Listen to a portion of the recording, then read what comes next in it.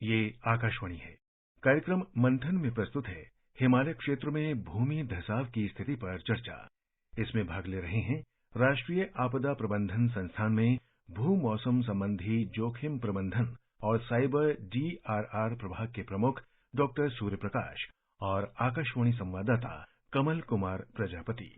उत्तराखंड के जोशीमठ में भूमि धसाव की स्थिति को देखते हुए चमोली डिजास्टर मैनेजमेंट अथॉरिटी ने बताया है कि जिले में 603 इमारतों में दरारें पाई गई हैं और उत्तराखंड मुख्यमंत्री के मुख्य सचिव मीनाक्षी सुंदरम ने इस बात की जानकारी दी है कि जिन इमारतों में ज्यादा दरारें हैं उन्हें नियमों के तहत उनका ध्वस्तीकरण किया जाएगा। और उत्तराखंड के मुख्यमंत्री पुष्कर सिंह धामी ने इस बात को कहा है कि प्रधानमंत्री नरेंद्र मोदी इस मामले में हर संभव सहायता का आश्वासन दे चुके हैं और उन्होंने कहा कि प्रधानमंत्री लगातार स्थिति पर नजर बनाए हुए हैं और स्थिति से लगातार अवगत हो रहे हैं। हम सभी जानते हैं कि उत्तराखंड के जोशीमठ को एक आपदा संभावित क्षेत्र घोषित कर दिया गया है। तो प्रोफेसर सूर्य प्रकाश, सबसे पहले हम आपसे जोशीमठ की इस स्थिति पर आपका एक आकलन और दृष्टिकोण जानना चाहेंगे कि जिस तरह से ये स्थिति उत्पन्न हुई है और जो वहां की इस वक्त की स्थिति है, क्या कहना चाहेंगे शुरुआत में आप इस पर? जोशीमठ में जो आज परिस्थिति हमें देखने को मिल रही है, यह परिस्थिति एक्चुअली हमारे काफी समय से उसमें जो जल की निकासी जो नालियां हैं और जो ड्रेनेजेज हैं उनके ब्लॉकेड होने की वजह से और उस पे जो लैंड मास है, जो मोरेनिक डिपॉजिट है, उस पे होने वाले जो निर्माण कार्यक्रम हुए हैं, जो भी भवन बने हैं, सड़कें बनी हैं, होटल बने हैं, उनके जो दुष्प्रभाव की वजह से जो ढाल है वो अस्थिर हो गई है और अस्थिर होने की वजह से उसमें गतिशीलता आई है और गतिशीलता होने से वहाँ पे दरारें बढ़ गई हैं। तो इन दरारों का प्रभाव सबसरफेस मूवमेंट का हम अपनी भवनों में भी देख सकते हैं कि विभिन्न भवनों में, चाहे वो जेपी कॉलोनी हो, मारवाड़ी कॉलोनी हो या सुनील वार्ड हो या और दूसरे ऐसे क्षेत्र हैं जो जोशीमठ के अंतर्गत आते हैं, उनमें काफी जगहों पे भवनों में कंक्रीट में पर्टिकुलरली बहुत इजीली दरारें नजर आती हैं और उनमें डिफरेंशियल सेटलमेंट्स हैं। तो इसका मुख्य कारण तो जो है भूगर्भीय जो भूस्खलन की गतिविधि है उसी वजह से। बिल्कुल। और इस मामले में अगर हम देखें, जैसा कि मैंने चर्चा की शुरुआत में ही कहा कि जोशीमठ को एक आपदा संभावित क्षेत्र कहा गया है और इस नगर में और आसपास के इलाकों में निर्माण गतिविधियों को पूरी तरह से प्रतिबंधित कर दिया गया है और जो राहत कार्य हैं उनकी स्थिति के लिए एनडीआरएफ की एक टीम और एसडीआरएफ की 4 टीमें पहले ही वहां पहुंच चुकी हैं, जिससे कि अगर कोई ऐसी स्थिति बनती है तो राहत कार्यों को सुचारू रूप से चलाया जा सके। जिला प्रशासन प्रभावित परिवारों को उनके भोजन की, उनके आश्रय और सुरक्षा की पर्याप्त व्यवस्था के साथ उन्हें सुरक्षित स्थानों पर स्थानांतरित करने का जो एक काम है वो शुरू कर दिया गया है। तो हम आपसे यहाँ अपने श्रोताओं की जानकारी के लिए प्रोफेसर सूर्य प्रकाश ये जानना चाहेंगे कि ये आपदा संभावित क्षेत्र जब घोषित होता है तो इस स्थिति को कैसे समझा जाए कि आपदा संभावित स्थिति क्या होती है, और अगर हम जोशीमठ के परिप्रेक्ष्य से इस स्थिति को समझने की आपसे कोशिश करें तो इस मामले में आप क्या कहेंगे कि कैसे एक आपदा संभावित क्षेत्र के लिए हमें आने वाली आपदाओं के लिए तैयार रहने की आवश्यकता होती है? हमारे देश में आपदा प्रबंधन कानून 2005 23 दिसंबर को नोटिफाई हुआ है। उसमें हमारे यहाँ जो डिजास्टर मैनेजमेंट अथॉरिटीज हैं, आपदा प्रबंधन प्राधिकरण, जो हमारे जिला स्तर पर हैं, राज्य स्तर पर हैं और राष्ट्रीय स्तर पर हैं, उनको ये अधिकार दिए गए हैं कि अगर कुछ ऐसी विशेष परिस्थितियां पैदा हो जाती हैं जिससे कोई बड़ी आपदा घटित हो सकती है तो आपदा संभावित क्षेत्र को उसको हम घोषित कर सकते हैं और उसमें वो सब कार्यवाही कर सकते हैं जो उस आपदा को दूर करने या उसके दुष्प्रभावों को कम करने के लिए जरूरी हो। तो इसके लिए सभी संसाधन भी उपलब्ध कराए जा सकते हैं और इसके अलावा कुछ जो जरूरी उपाय होते हैं, जैसे कि आपदा संभावित क्षेत्र में जो वहाँ रहने वाले लोग हैं, अगर उनको इवैक्यूएशन कराना है तो उनका इवैक्यूएशन भी कराया जा सकता है। इसके अलावा अगर कुछ ऐसी संरचनाएं हैं जो खतरनाक हो सकती हैं, जिनके गिरने से कुछ दुष्प्रभाव ज्यादा हो सकते हैं, तो उनको पहले से ही ध्वस्त किया जा सकता है। तो ये सब जो आप देख रहे हैं कि जोशीमठ में जहाँ पर जो होटल या बड़े भवन जिनके गिरने की वजह से नीचे और दूसरे मकानों को नुकसान होने की संभावनाएं बढ़ रही हैं, उनको ध्वस्त करने के लिए सोचा जा रहा है। तो ये इसके अलावा और भी दूसरे उपाय जो हैं, आपदा का न्यूनीकरण कैसे किया जाए और लोगों को विस्थापित कैसे किया जाए, वो हमारा टेम्परेरी विस्थापन भी हो सकता है और लॉन्ग टर्म रिसेटलमेंट प्लान या रिलोकेशन प्लान भी हो सकता है। तो इसमें प्रावधान रहते हैं कि आप जो है रिस्क असेसमेंट रिस्पांस से लेके रिकवरी तक के लिए योजना तैयार कर सकते हैं। बिल्कुल। और जोशीमठ की स्थिति में अगर हम इसे देखें तो उच्च स्तरीय बैठक भी हुई है इस विषय में, और जो एक तकनीकी दल है उसकी व्यापक रिपोर्ट हमने देखी। और अगर हम कल की स्थिति को देखें तो कल ही सीमा प्रबंधन और नेशनल डिजास्टर मैनेजमेंट अथॉरिटी के जो सदस्य थे उन्होंने उत्तराखंड का दौरा भी किया था इस मामले में, और हाल ही में स्थिति की जांच के लिए एक तकनीकी दल बनाया गया था। अगर मैं इसमें जो संस्थान शामिल थे उनका जिक्र करना चाहूं श्रोताओं की जानकारी के लिए, तो इसमें राष्ट्रीय आपदा प्रबंधन संस्थान, भारतीय भूवैज्ञानिक सर्वेक्षण, IIT Roorkee, Wadia institute of Himalayan geology, राष्ट्रीय जल विज्ञान संस्थान, केंद्रीय भवन अनुसंधान संस्थान, ये सभी संस्थान और इनके विशेषज्ञ शामिल हुए थे और स्थिति का एक आकलन तैयार करते हुए एक विस्तृत रिपोर्ट तैयार की जा रही है। और जैसा कि मैंने कहा कि कल नेशनल डिजास्टर मैनेजमेंट अथॉरिटी और सीमा प्रबंधन के सदस्य वहां पहुंचे थे, तो उन्होंने इस रिपोर्ट और जो उन्होंने सलाह दी है तकनीकी दल ने,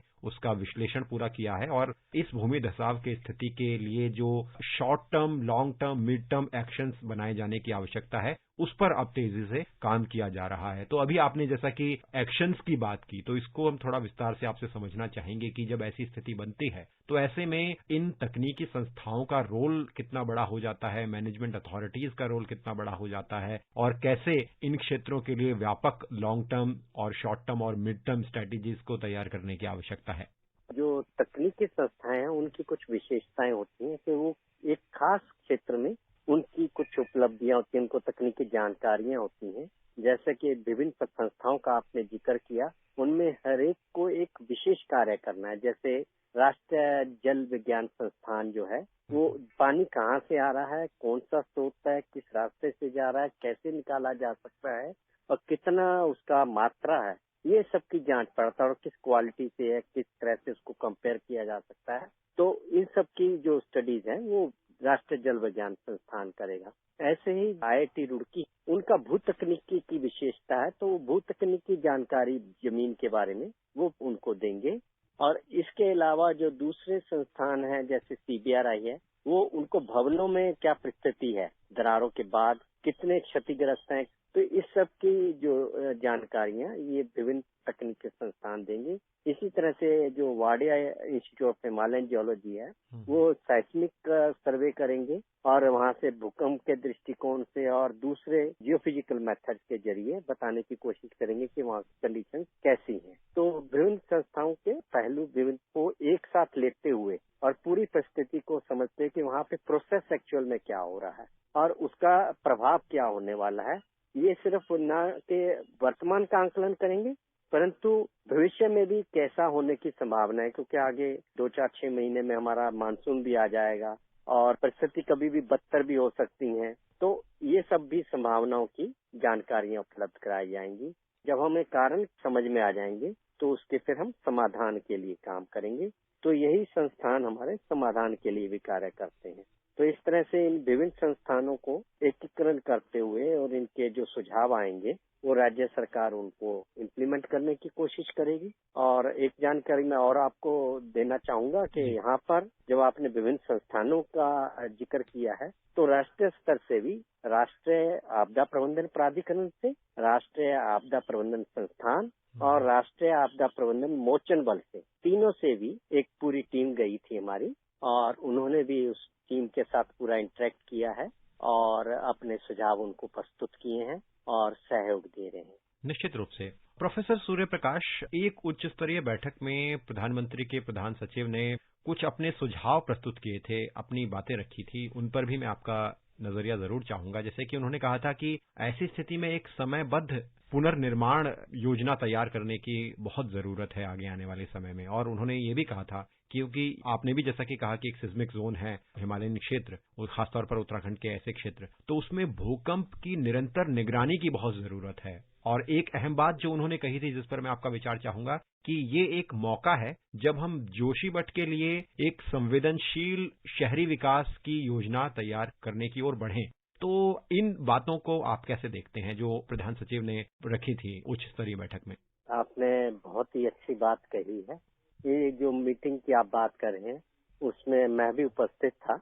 डॉक्टर पीके मिश्रा जी ने वो मीटिंग की अध्यक्षता की और उसमें सबसे जानकारियां लेते हुए कि क्या परिस्थितियां और क्या जानकारियां उपलब्ध हैं और उसमें हम क्या कार्य करने जा रहे हैं, उन्होंने अपने कुछ सुझाव प्रस्तुत किए, जिसमें उनका मुख्य उद्देश्य यह था कि जो जनता की जो पीड़ा है, जो उनके घर से बेघर होने की और जगह को छोड़ने के लिए, उसको हम ध्यान में रखें।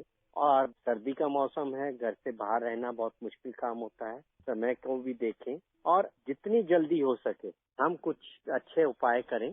और अगर हम रिहेबिलिटेशन सोच रहे हैं तो रिहेबिलिटेशन भी सुरक्षित स्थल पर हो, ताकि वहां पर फिर से इस तरह की कोई समस्या उनके सामने ना आ पाए। तो ये सब उन्होंने अच्छे से बताया कि आप टाइमलाइन बनाइए, पूरा क्लियर होना चाहिए कि कब क्या करना है और उससे क्या लोगों को फायदा हो सकता है। तो इस परिस्थिति में सब चीज बहुत ही ध्यानपूर्वक करने की जरूरत है और वही किया जा रहा है। और इस तरह के निर्देश उन्होंने जो है सभी अधिकारियों के साथ शेयर किए थे। तो निर्देश कहें या सुझाव कहें, परंतु इसके अलावा उसके बाद हमारे जो सभी मेंबर्स हैं आपदा प्रबंधन प्राधिकरण के, वो भी देहरादून गए हैं और उन्होंने भी मीटिंग करी है। तो काफी राष्ट्रीय स्तर से इस पे गतिविधियां हुई हैं और इसमें काफी सहयोग किया जा रहा है जितना भी हो सकता है। सभी तरह से राष्ट्रीय और राज्य स्तर पर संपूर्ण प्रयास किए जा रहे हैं कि प्रभावित क्षेत्र और प्रभावित जनता को समय पर सहायता पहुंचाई जा सके और उचित समय पर कार्रवाइयां की जा सके। प्रोफेसर सूर्य प्रकाश, हम यहाँ पर आपसे ये भी समझना चाहेंगे, क्योंकि हिमालय क्षेत्र आपदाओं के नजरिए से एक संवेदनशील क्षेत्र है, तो क्या चुनौतियां हैं इस क्षेत्र में और विकास की किस तरह से व्यापक योजना की इस मामले में आवश्यकता है? आपका क्या दृष्टिकोण है? क्योंकि हिमालय क्षेत्र काफी आपदाओं से ग्रसित कहा जाता है, क्योंकि वहाँ पर भूकंप भी होते हैं, यहाँ बाढ़ भी आती है, यहाँ वन अग्नि भी होती है, यहाँ भूस्खलन भी होते हैं और यहाँ ग्लेशियर भी टूटते हैं और क्लाइमेट चेंज का भी काफी इम्पैक्ट पड़ता है। तो इन सब चीजों को ध्यान में रखते हुए हमारी जो national policy on disaster management है, जो 22 अक्टूबर 2009 को रिलीज हुई थी, उसमें बहुत स्पष्ट तौर पे कहा गया है कि हमें बहुआपदा दृष्टिकोण से अपने सभी विकास कार्य करने चाहिए कि वो उनसे सुरक्षित रहें। और आज के दिन में हम एक बड़ा प्रोग्राम जो यूनाइटेड नेशंस के साथ भारत सरकार का चल रहा है, वो है coalition for disaster resilient infrastructure, कि जितनी भी विकास के लिए संरचनाएं बनती हैं, उन सबको आपदा सुरक्षित बनाना चाहिए और रखना चाहिए। तो उसके लिए हमारा ब्यूरो ऑफ इंडियन स्टैंडर्ड्स है, उन्होंने कुछ कोड्स रिलीज किए हैं। जैसे बिल्डिंग्स के लिए नेशनल बिल्डिंग कोड है, जिसमें बहुत स्पष्ट रूप से ये दिया गया है कि अगर आपको भूकंप सुरक्षित भवन निर्माण कराना है तो क्या उसमें डिजाइन होना चाहिए, और अगर भूस्खलन या बाढ़ सुरक्षित या अग्नि सुरक्षित बनाना है तो क्या करना चाहिए। तो इस तरह से सभी तरह की आपदाओं के दृष्टिकोण को ध्यान में रखते हुए वहाँ पर सभी निर्माण कार्य या विकास कार्य होने चाहिए। और इसको हम ये समझे कि हमारे लिए एक सबक आया है जोशीमठ से, कि जोशीमठ जैसे और भी हमारे शहर है पहाड़ी क्षेत्रों में, तो हमें लार्ज स्केल पर इन सब की हैजर्ड जोनेशन मैपिंग करने की जरूरत है और आने वाली संभावित आपदाओं के लिए पहले से उपाय करने चाहिए ताकि वो ना हो पाए या उनका न्यूनीकरण हो पाए। बहुत बहुत धन्यवाद प्रोफेसर सूर्य प्रकाश, आप कार्यक्रम में जुड़े और चर्चा में शामिल हुए। धन्यवाद। अभी आप सुन रहे थे हिमालय क्षेत्र में भूमि धसाव की स्थिति पर चर्चा।